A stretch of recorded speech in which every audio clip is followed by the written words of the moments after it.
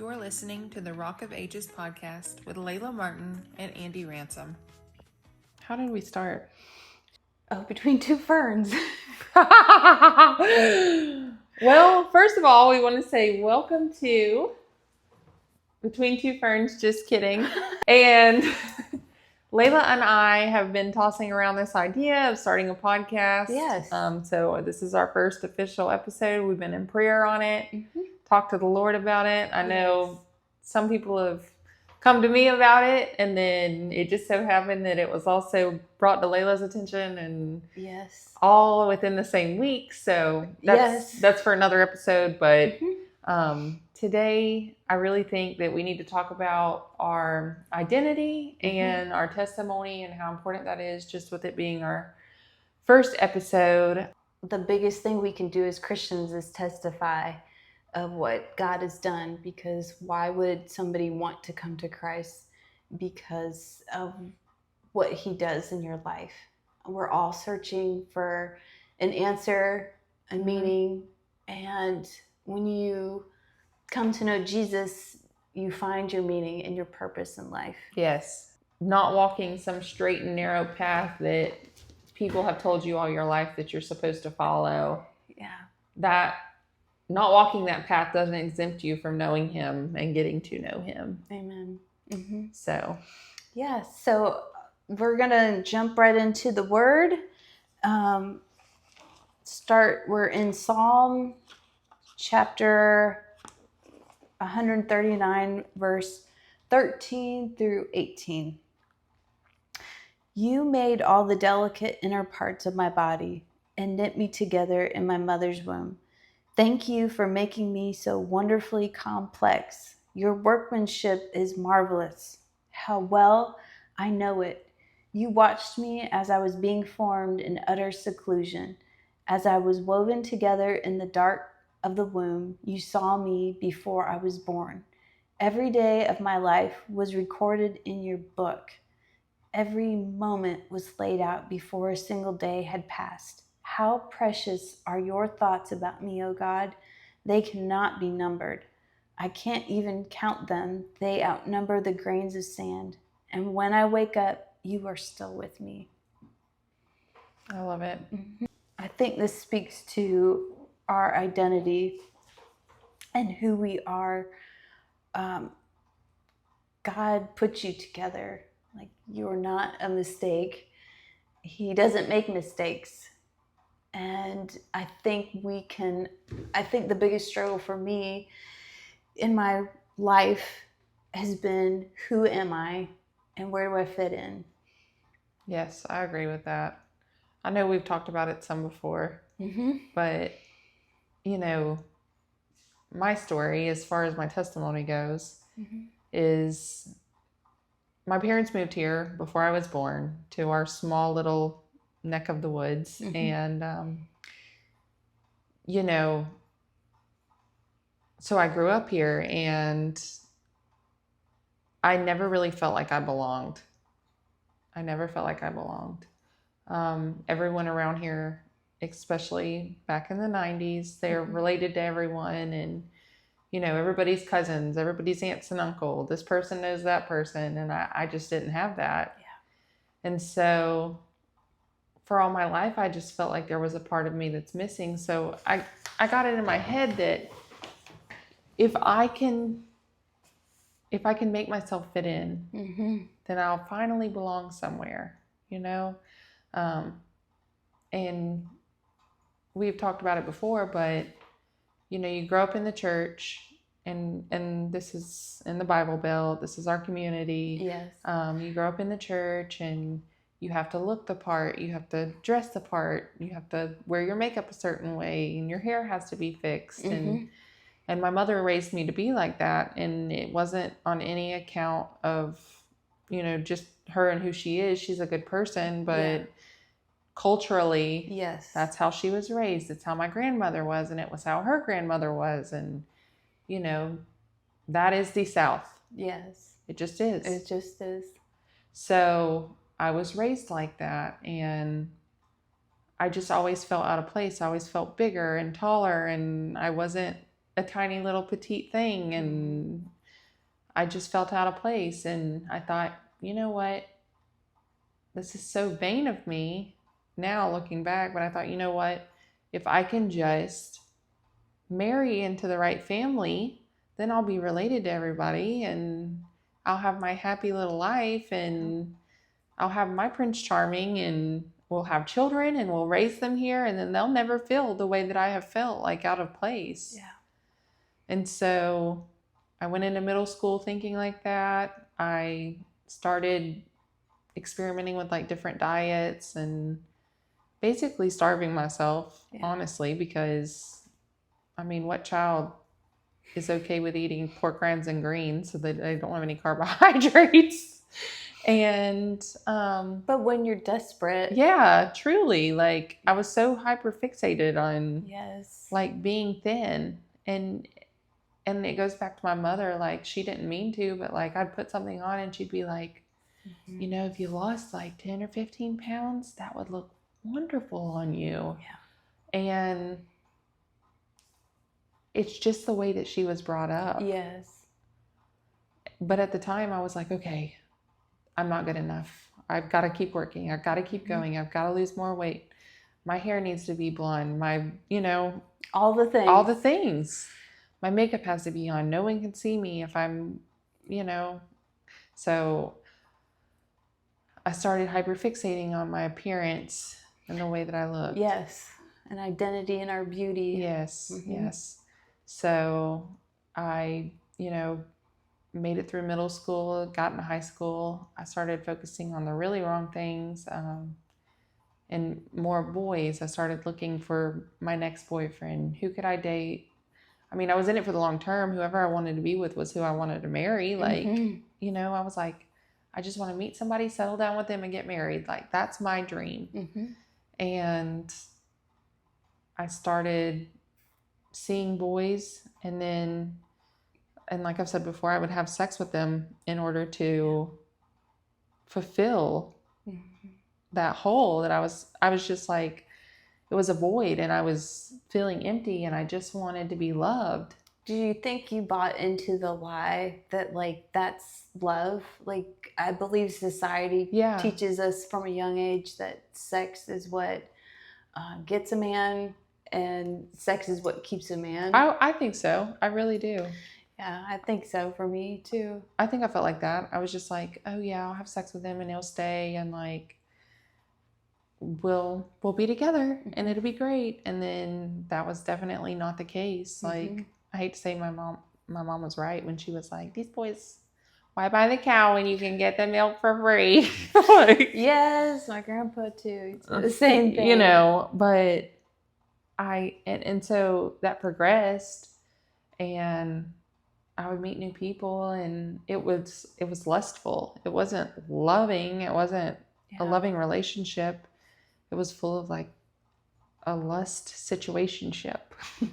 And so I graduated. Well, I hadn't graduated yet. I started working in Trenton at Hitchcock's as the cashier. And it was the day before Thanksgiving. And this guy came through my line and it was like time stood just, I'm not even joking.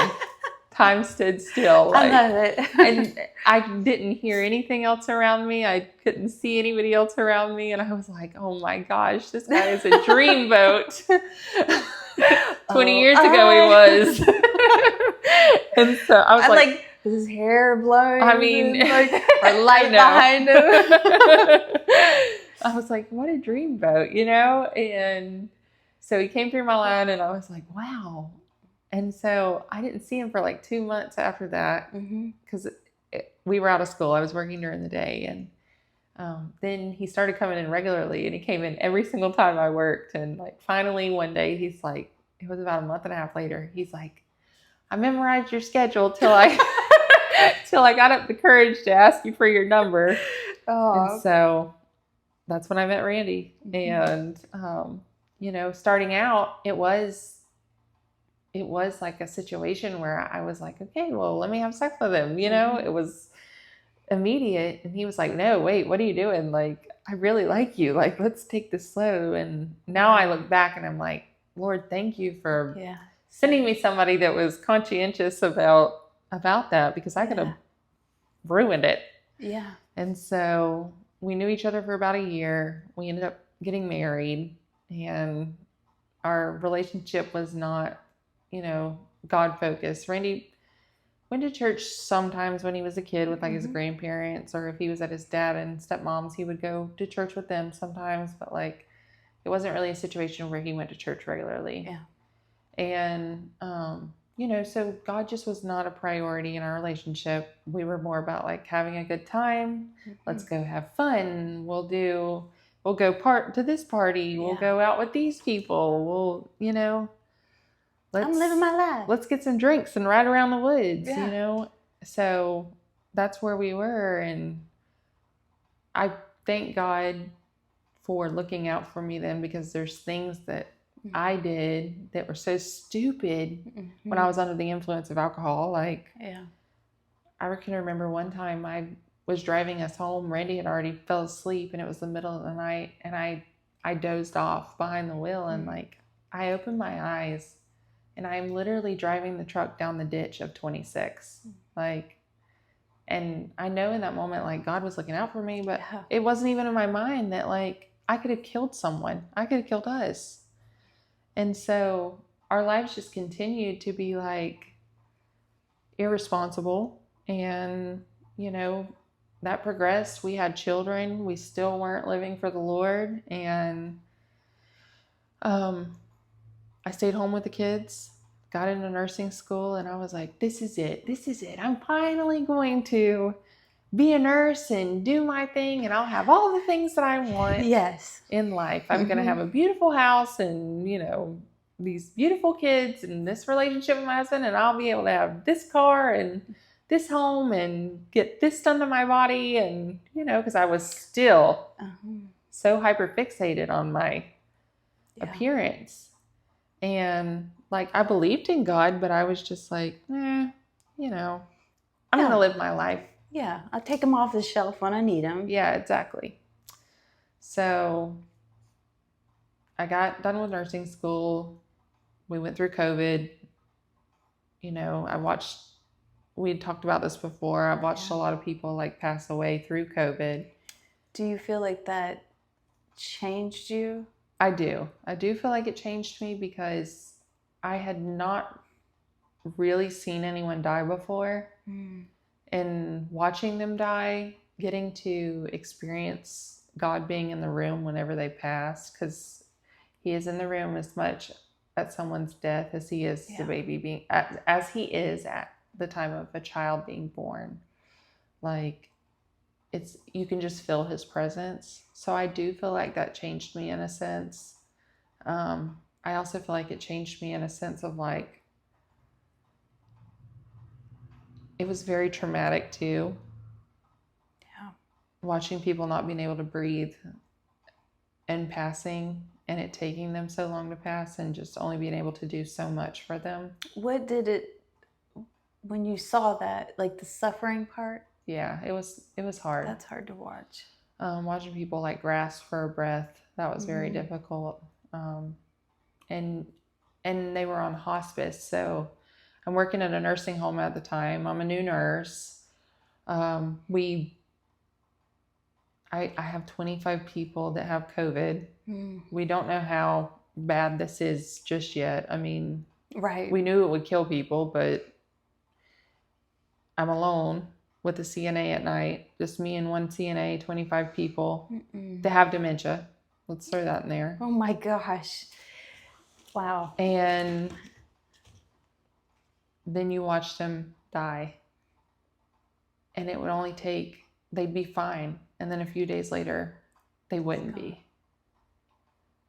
And it was just very traumatic. So we got through that, and then about September of 2020 I started having some pain, and my belly looked swollen, and I was like, well, maybe I'm pregnant, I'm just having some pain. And I took a pregnancy test, and it was negative. Randy had thought I was pregnant too. No.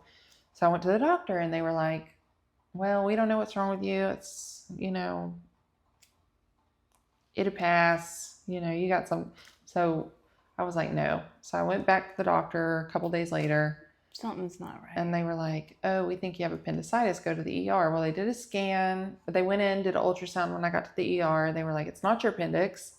You have an ovarian mass. We'll refer you to GYN oncology. They'll talk to you next week. So I went to that appointment the following week. They were like, oh, it just looks like an ovarian mass on the ultrasound. No big deal. We'll go in, do a hysterectomy. I was only 28, so that was kind of sad. It's young to think about not being able to have any more children, but I was just thankful that I already had the boys. Like at that time, I was like, it doesn't matter. If I get to live, you can take it all, Yeah, it's about perspective. So they scheduled my surgery. I went in, and my surgery took longer than they had expected it to. And they called Randy into a room. He said he sat there for like 15 minutes, and he said, Andy, I really thought you were dead. Like, I thought you were gone. Reminder, this is COVID, so he's by himself. Yeah. No family is allowed in. And they came in the room and they said, as we were closing her up, we did her hysterectomy, we removed everything. As we were closing her up, we found a mass in her colon. They had to do emergency colon resection. And she has colon cancer. So finding that out was very difficult. People that are 28 are not supposed to have colon cancer. No. And we went to Moffitt for second opinion. And that's where they told me that it was metastatic and that it had spread to my peritoneum, and which is everything that encases your everything in your belly. It encases that and keeps it kind of safe. So it's a lot. It's heavy stuff. So at that point, I was terrified. I was going to die. I was scared. But I was also like, you know what? No, I'm not taking any of this for an answer. I am going to hit this head on. And that's when they told me, look, this is not about curing you. This is just about giving you time. Like, we don't know how long you're going to have, but we'll give you some time, and that's it. So that was in October of 2020. I went through all the chemo, kept working. In May of 2021 was my last chemo. I had a scan in June and it was clear. And then I lived cancer-free for 4 years. During that time, I was not living for the Lord. It was just a very lukewarm relationship. We had started going back to church around 2024. Reed had kind of made the comment that he didn't believe in God. Like, he didn't know if God was real, which is so hard as a parent to like. Why do you think he was struggling with that? I don't know. I don't know if it was just the enemy was on him, because when he was little, I would take him to Forward Church in Chiefland, and like, he loved God so much, and he just wanted to be there. And one time the preacher, Pastor Weber, Coach Weber, whatever you want to call him, had come up to Reed and was like, he looked at me and he said, he has a calling. Ooh. He has a calling. And like, he's like, can I pray for him? And he put his hands on Reed, and Reed's only like 2 or 3 at the time. And like, I was like, of course, So when Reed came to Randy and was like, I don't know if I believe in God, like, my mind instantly went back to that moment. And I was like, this is an attack. Yes. This is the enemy. 100%. So we started going back to church, and we were going to church, and we were like growing a little bit in faith, but not a lot. I had started, eating healthy, doing CrossFit, and I made it to that summer doing CrossFit, and here we are this is 2024, middle of 2024. And I was like, gosh, I just don't feel like I can finish these workouts. Like, I'd have to stop in the middle of a workout. And the instructor, Putt, she was like, I think this is just the heat. Like, just take a rest. Yeah. But it was just my body. Like, I had to stop going. And you knew there was something else. Something was not right. I was like, is it a menopausal issue? Or, you know. But time went on, I just kept feeling like exhausted. I gained some of my weight back. I got to the end of 2024, beginning of 2025, and I was like, something's not right. Let me scan myself. So I grabbed a bladder scanner at work, and I know it sounds crazy, but I grabbed a bladder scanner at work. I scanned my belly. I found a mass. I called the oncologist. I said, look, there's something in my stomach. It's not supposed to be there. What are we going to do about this? And I've taken matters into my own hands. Exactly. So they scanned me. They said, oh, you don't have any cancer, but there is a calcium looking deposit where they sewed you together after they did your hysterectomy. And I said, okay. They said, we're going to send you back to your GYN oncologist so that she can take a look at it just to be on the safe side, but it's not cancer. Don't worry about it. And I was like, cool, great. Yeah. So actually at the GYN oncologist, I'm friends with the nurse practitioner, and she was like, yeah, girl, come on in, you know. And she didn't even think any. I was like, what do you think it is? She was like, Emily was like, honestly, I don't know. Like, it could just be calcium. Let's just take a look at it to be on the safe side. So I think everything's fine. Yeah, and normal. everybody was thinking that. So I go, and they look at me, and they're like, your cancer is back. Your cancer is back. And I just had this like feeling of doom. Like, I just knew that no chemo, nothing was going to fix this. You feel like the enemy was just kind of like trying to like convince you that your life was over. Yeah, I do. And so I left, I came home, we got a game plan together. They said, oh, this will only take a month of chemo, and then we'll go in and we'll cut it right out. And I was like, great, awesome, you know. And it just progressed and progressed, and they were like, there's no way we can get rid of this. And I went through all the chemo, and none of it worked. And then they recommended the clinical trial, which I'm not up for. And Right. But in that moment, and saying that, I just feel like, you know, it's just been over a year now. I feel like that was a pivotal moment in my life where I was like, okay, God.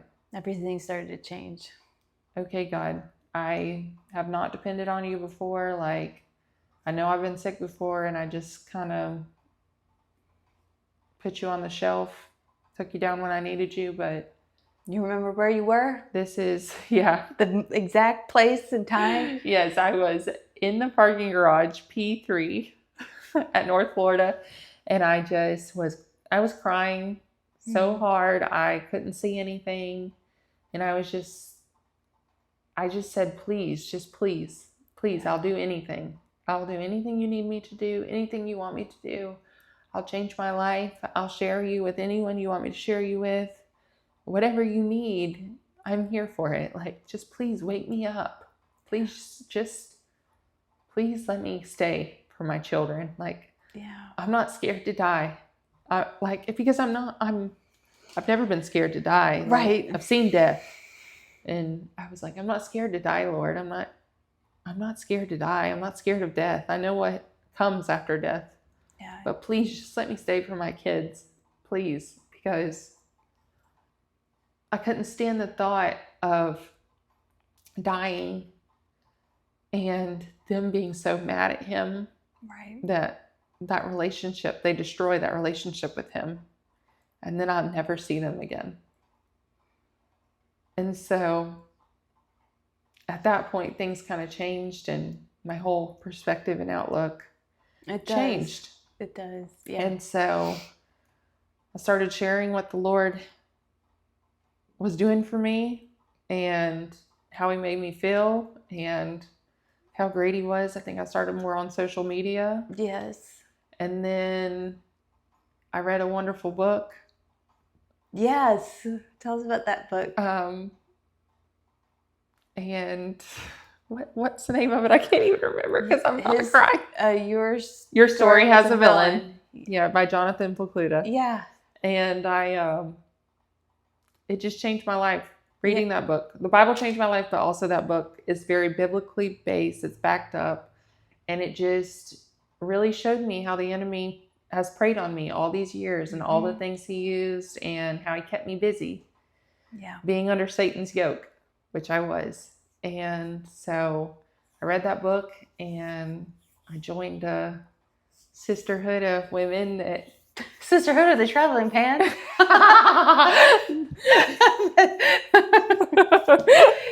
Yes. a sisterhood of ladies that started coming together for worship last August and Yeah. started getting more involved with things at church. Yeah. And it's just grown my faith.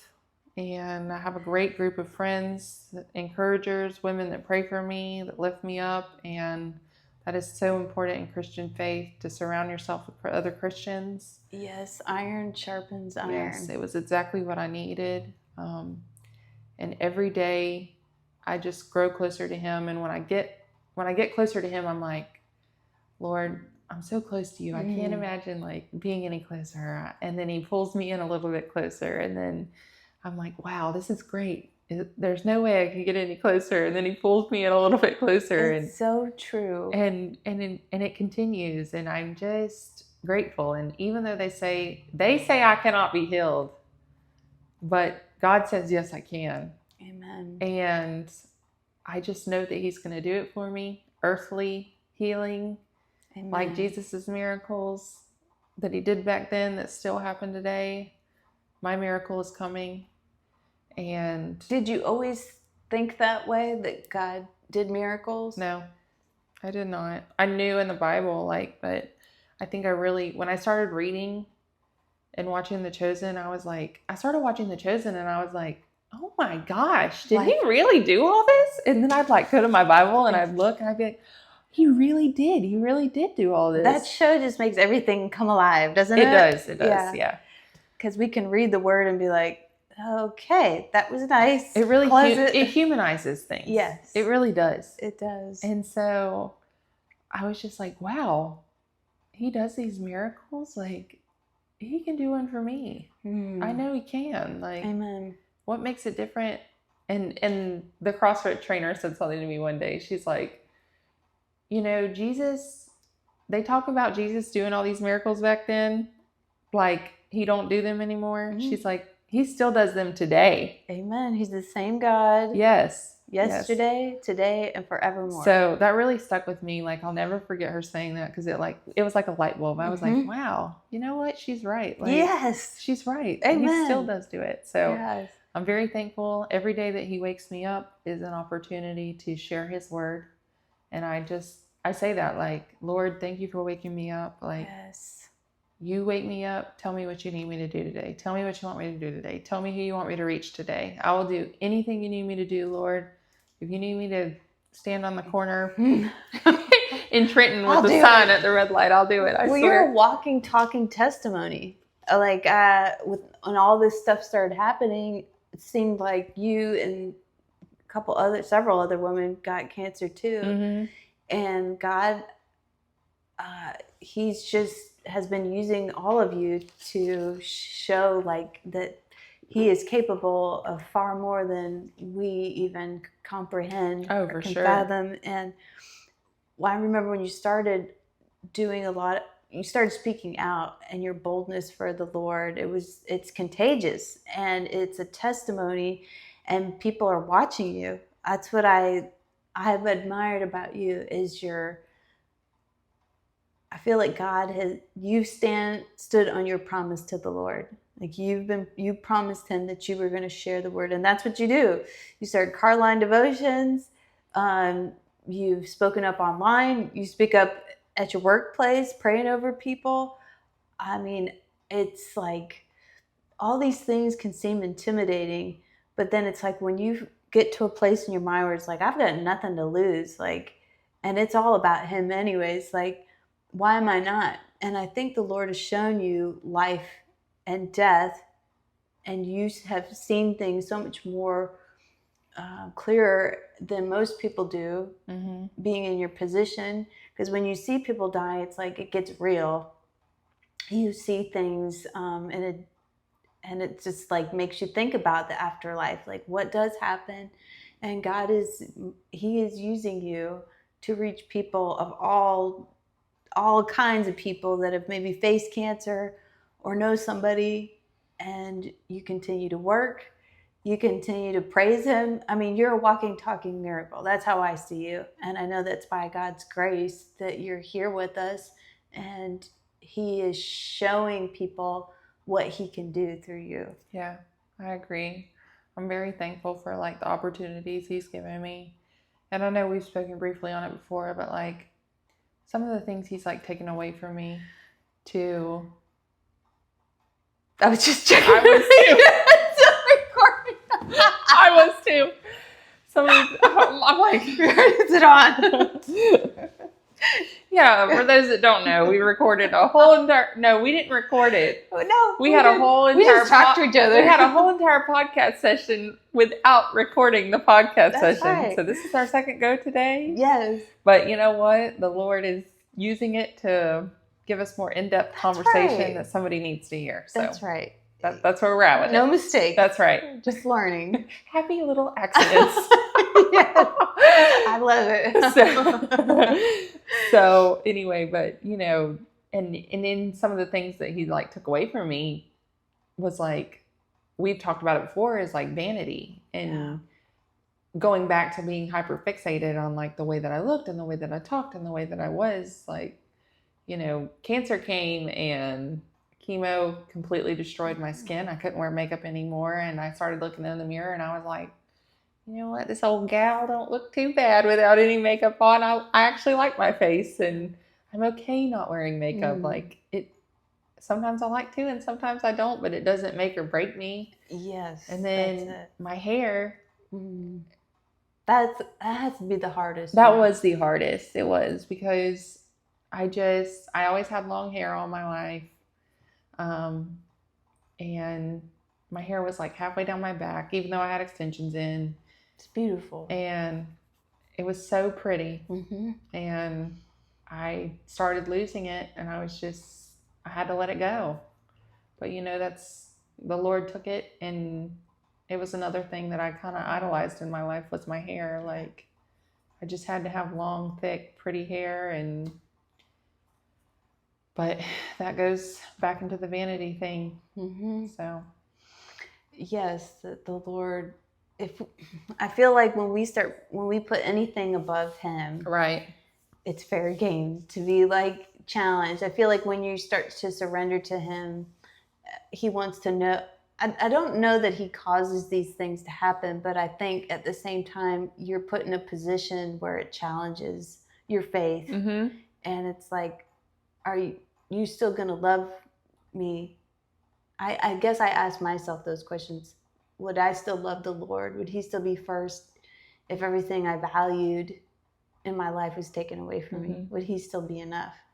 And I see that in your life, that even though you had your hair taken away, your health has been compromised, you know? Yeah. You've been through some, and emotionally too, it's tolling. It's not only like physically, like the emotional aspect of it too. Right. In your relationship, you know? It strengthened my marriage too, because, you know, in a sense where Randy and I had no like biblical foundation. And during my first diagnosis, he really turned away from me because he was so scared. And it must have been hard though. Yeah, I'm sure it was. Like, hard on you. You know, it was hard on me. It was hard on him. We just turned away from each other and, you know, turned to other things. But the Lord brought us back together. I'm so thankful for that.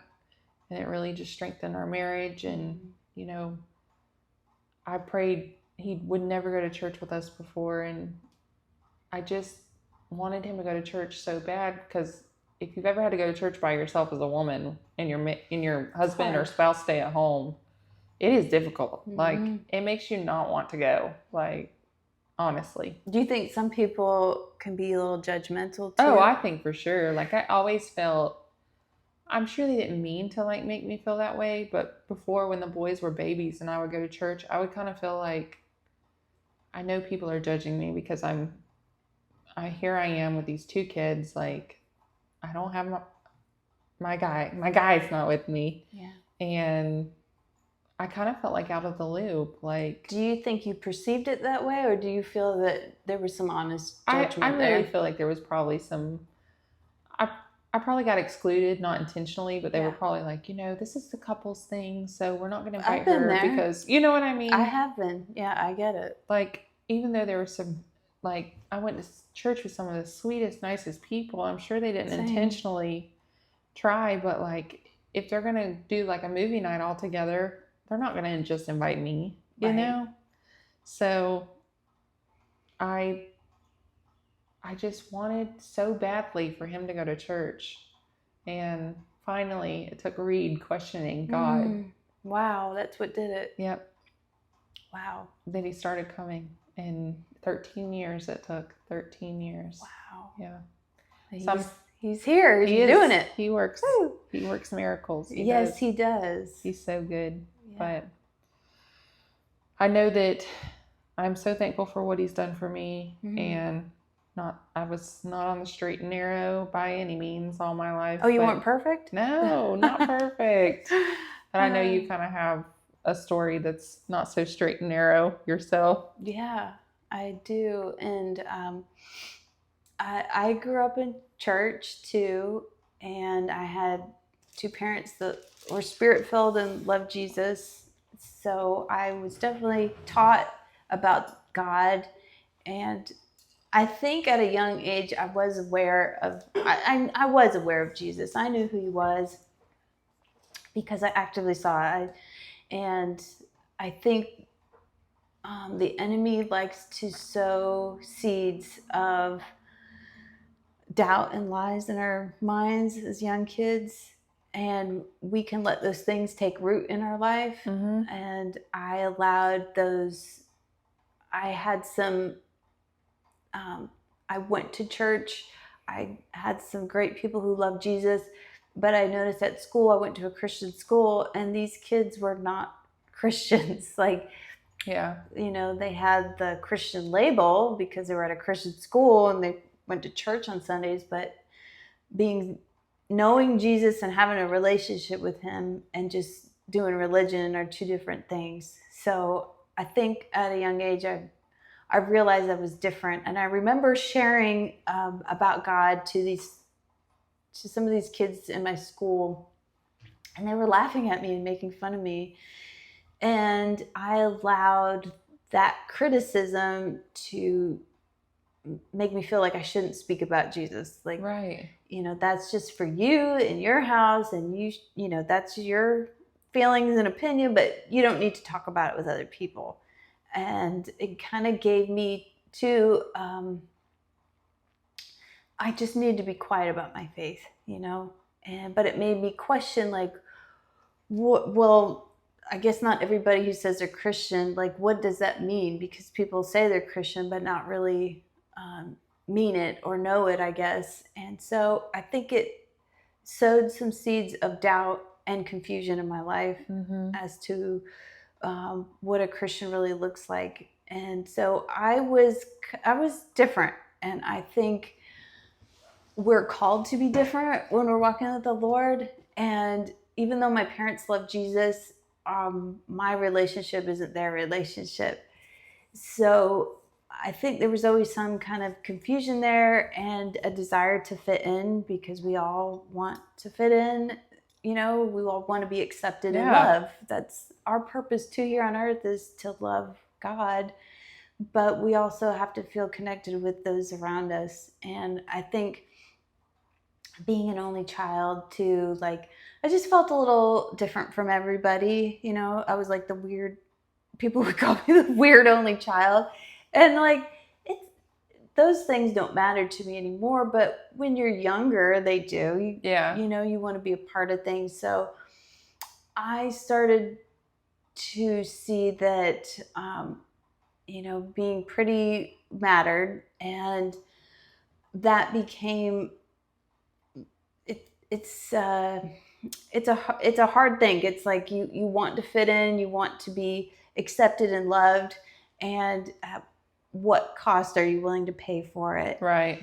And so I realized fitting in meant you played sports. That kind of got me some cool points on my card, and I did. I started to feel like I was a part of things, and so when I wasn't playing sports, though, that's kind of when I would struggle too, because if you're not being active, you can gain some pounds. And like we said before, like you were talking about, I should say, um, the struggle of the 5 pound, 10 pound, those things kind of matter when you're younger. And I think I started to see that I don't want to look 10 pounds heavier. Yeah. I want to look pretty all the time and be accepted. And boys aren't going to like a fat girl. And even though I wasn't like super big, I was just a regular kid. Well, it was also the time we grew up in. Yes. Britney Spears, Christina Aguilera, everybody's skinny. And low-rise jeans. Low-rise jeans. Yeah, thank God we don't have to wear those. I know.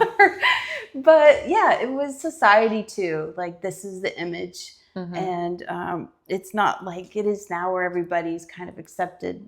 And the Kim Kardashian look wasn't really popular. So I developed an eating disorder, and I found that I could control my weight a lot easier. It just became a part of who I was and how I handled things. And right. Food became a comfort. Just feeling like I didn't have to be fat anymore. I can control it.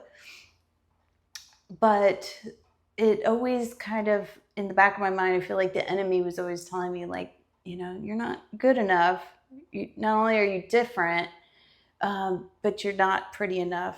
And now you're pretty, but you've got this little hidden secret, and it causes a lot of like guilt and shame in your life when you're dealing with that. And so it was always a battle. It was always something that I struggled with. Sometimes I was better, but I noticed in my life, the more I sought out the Lord, the healthier things got in my life. But because I was willing to compromise, because I wanted acceptance from my peers or guys, I was like, I'd take one step forward and 5 steps back. And I got into high school. I struggled in middle school. I feel like for middle school, everybody kind of like, that's a tough time. Oh, for sure. You've got these hormones, and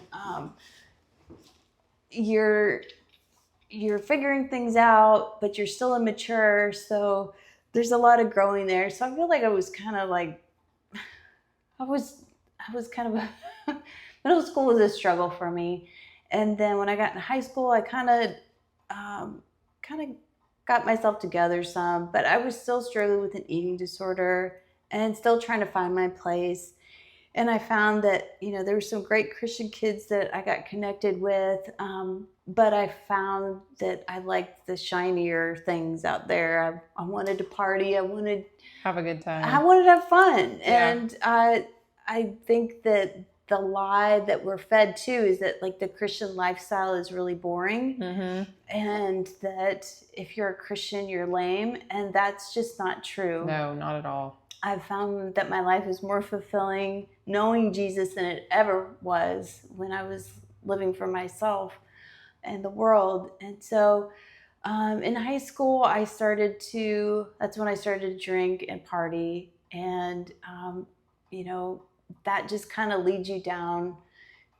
Sin opens a door. And that stuff, it seems really fun. It seems really glamorous and cool. And I just found that when you're partying all the time, there are some people that aren't so good. And so I was, at that time, I was taken advantage of. And I really feel like it changed me and who I was. And the enemy used that to kind of like sow that seed in my mind that like I have something to prove, and like, was God really there for you if this stuff happened to you? And so it changed me. It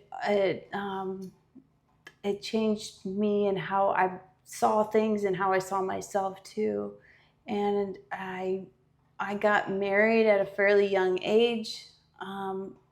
And it wasn't something I should have really pursued. I just was young. I was wanting to fall in love.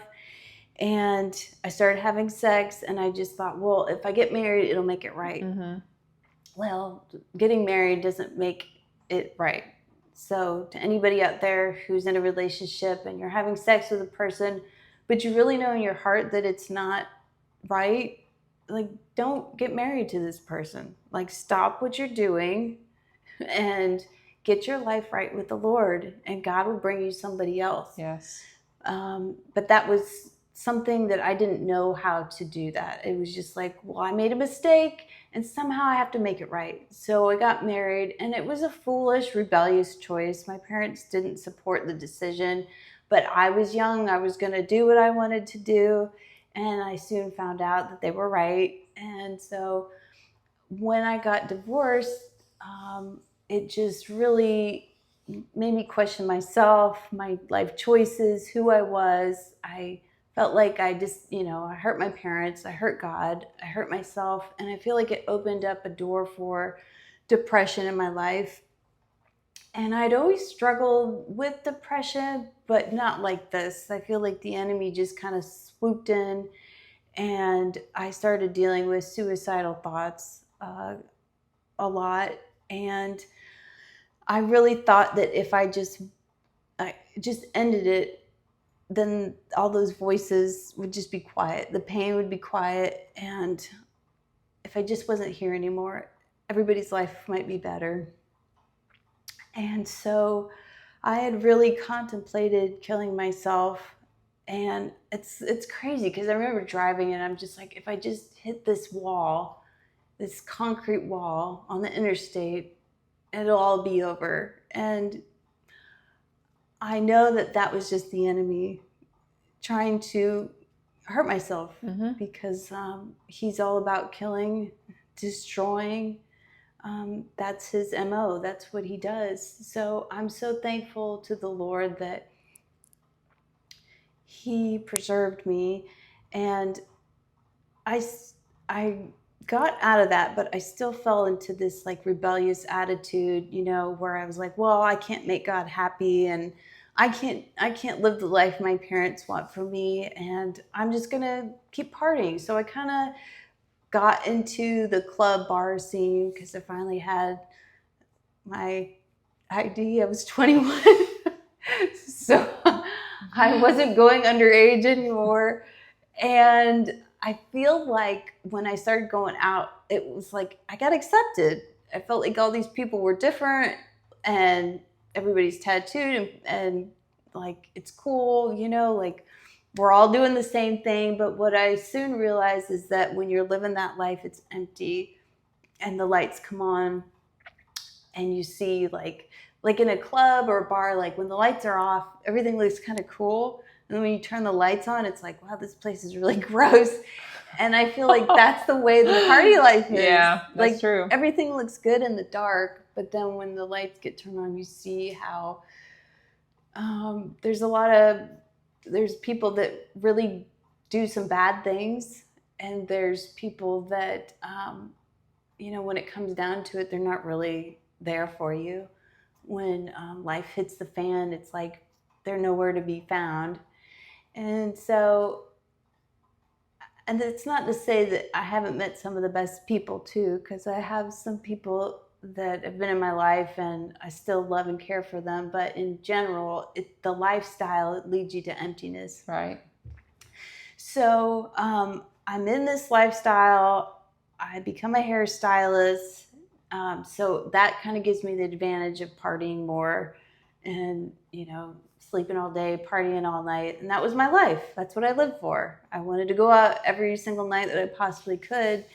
And I end up meeting my kid's father, my two oldest kids, their dad.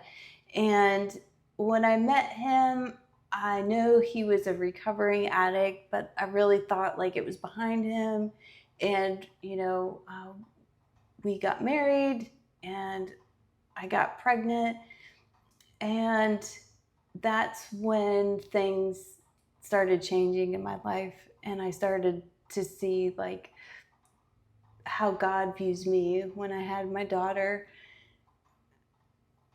I feel like when you have kids, you start to see the love of the Heavenly Father. When I had her, I didn't want kids before I had her. I wanted to live for myself. And I even had contemplated, I don't have to be a mom, I could have an abortion. And I'm thankful that their dad was like, no, we're not doing that. And because he had been down that road, and he's like, that's a painful road that you don't want to go down. And I'm grateful for that, because I would have always regretted not having her, because she changed my life for the better. And I didn't realize it in that moment. And that's not to say, like, anybody who's had an abortion, like, God wants to forgive you. And I know that there's pain in that, but God wants you to come to him, and he wants to heal you of that.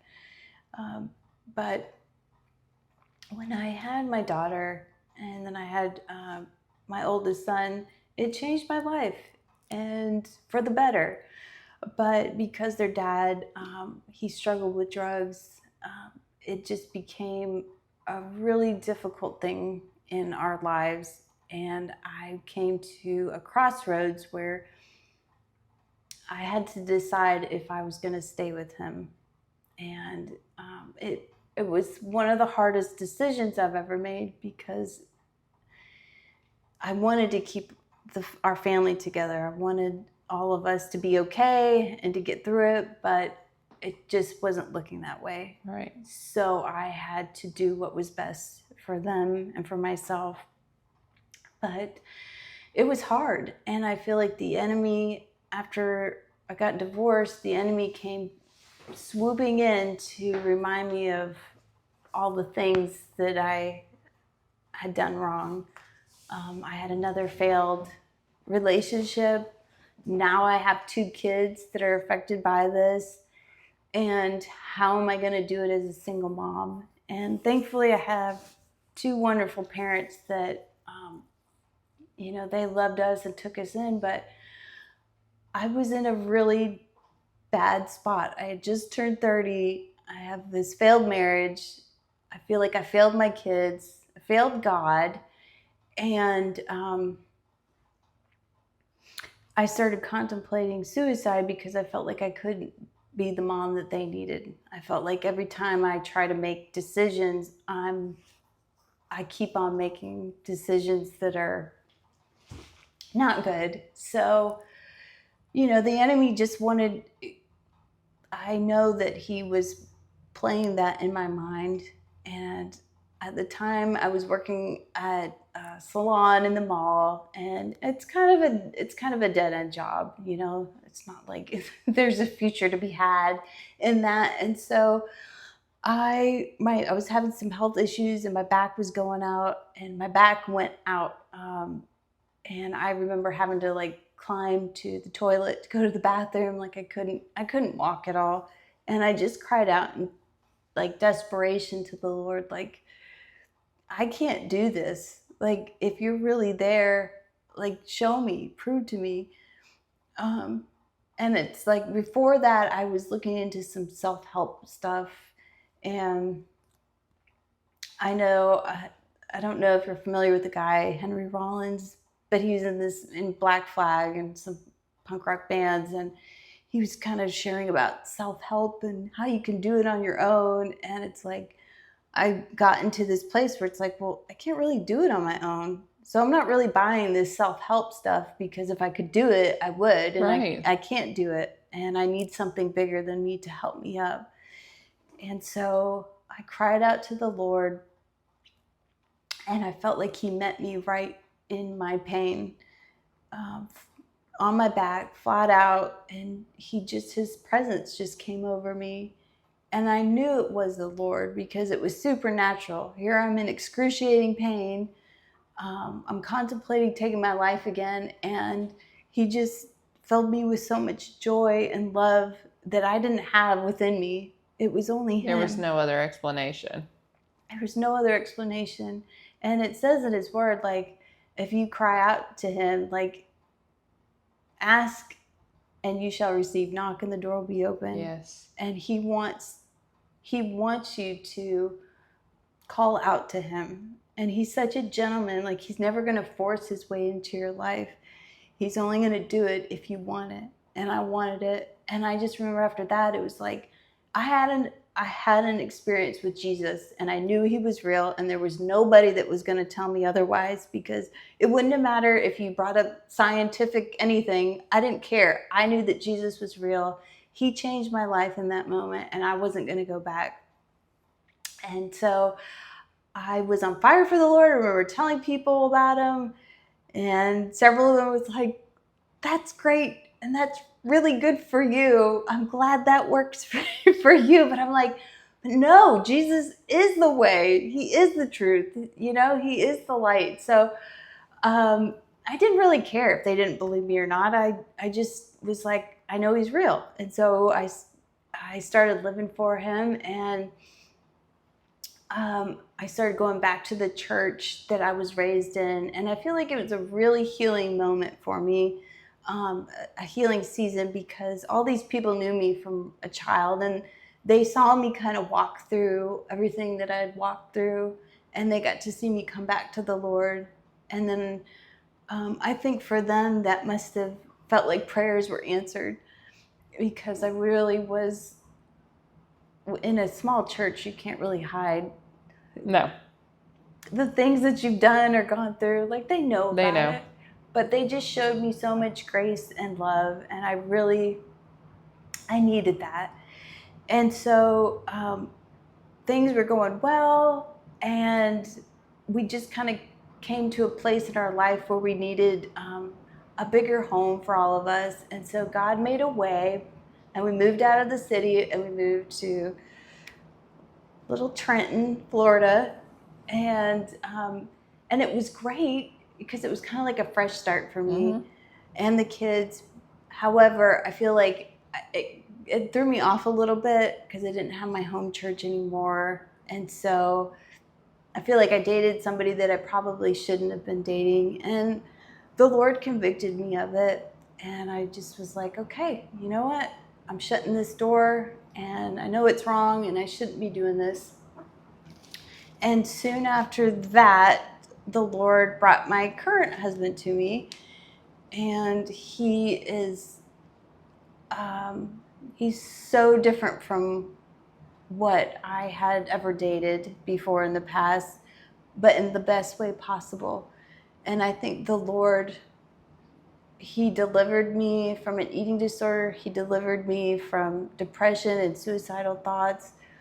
And he delivered me from my own, like, thinking that somehow, like, I feel like I judged people on how they look. And God showed me through Mike, he's got such a different way of viewing people, and showing, like, he doesn't judge people based on how they look. He judges people on their character and who they truly are. And I have learned a lot from my husband now. And I think what the Lord showed me too is, like, if I peeled it all away and I could only see, you know, his soul, I saw somebody that was truly like God, in the way that he just was a beautiful soul. He loved people, and he wasn't shallow or vain or anything like that. He's one of the most humble people I know, which is very admirable, probably to a fault. But he's a good man, and I hope that anybody out there that hears this knows that if God could do it for me, he can certainly do it for you. Yes. And if God can bring a husband and a father, and for me and my children, like, he can do that for you too. And I know we both haven't really always walked the straight and narrow. Right. But I think that speaks of what God can do in anybody's life. Yes, it's for everybody. It's not, you just have to give him a chance. He is for everyone. Amen. Not just those that go to church every Sunday and have done everything they're supposed to do and cross their T's and dot their I's. Yeah. He's for the Andy's and the Laylas too. Yes. He's for the drug addicts. He's for the girls who struggle with eating disorders. Yep. He's for those who were in church and walked away. Yep. Those the prodigal with church son. hurt, all of them. All of them. Yep, all of them. He's just been so good in our lives. So that's our point in today's podcast, is just to share our testimonies, to open up with that so that people understand that, our point in this message is not about just having a podcast going back and forth. Our point in this is to reach people. We want you to understand that you are worthy of Him in all things.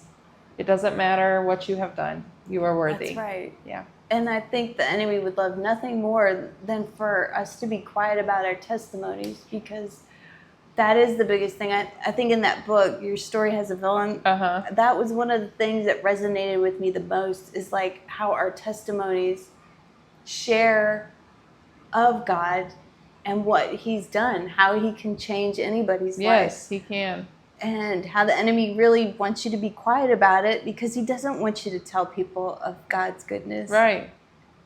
And I love in the Word, I don't know how many stories there are of people testifying about God and His healing power of their bodies or their spirit or the former life they had. Mm-hmm. There's actually a story in the Bible I had gathered in my notes when we were preparing for today about Jesus restoring a demon-possessed man.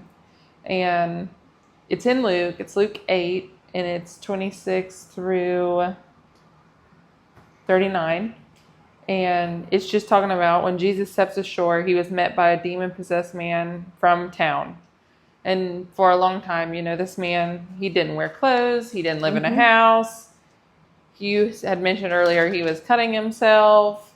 Yeah. He had lived in these tombs. But when he saw Jesus, he cried out and he fell at his feet, shouting at the top of his voice, "What do you want with me, Jesus, Son of the Most High God? I beg you, don't torture me." For Jesus had commanded the impure spirits to come out of the man. Many times it had seized him, and they thought he was chained hand and foot and kept under guard, but he had broken his chains and had been driven by the demons into the solitary place. And Jesus looked at him and he said, "What's your name?" "Legion," he replied, because many demons had gone into him. And they begged Jesus repeatedly not to order them into the abyss. A large herd of pigs was feeding there on the hillside, and the demons begged Jesus to let them go into the pigs, and he gave them permission. When the demons came out of the man, they went into the pigs, and the herd rushed down the steep bank into the lake and was drowned. When those tending the pigs saw what had happened, they ran off and reported this in the town and the countryside, and the people went out to see what had happened. When they came to Jesus, they found the man from whom the demons had gone out of sitting at Jesus' feet, dressed, in his right mind, and they were afraid. Those who had seen it told the people how a demon-possessed man had been cured. Then all the people of the region asked Jesus to leave because they were overcome with fear. So he got into his boat and left. The man from whom the demons had gone out of begged to go with him, but Jesus sent him away, saying, "Return home and tell how much God has done for you." So the man went away and told all over town how much Jesus had done for him. And my point in this story is look at this man. Look at this man who was butt naked.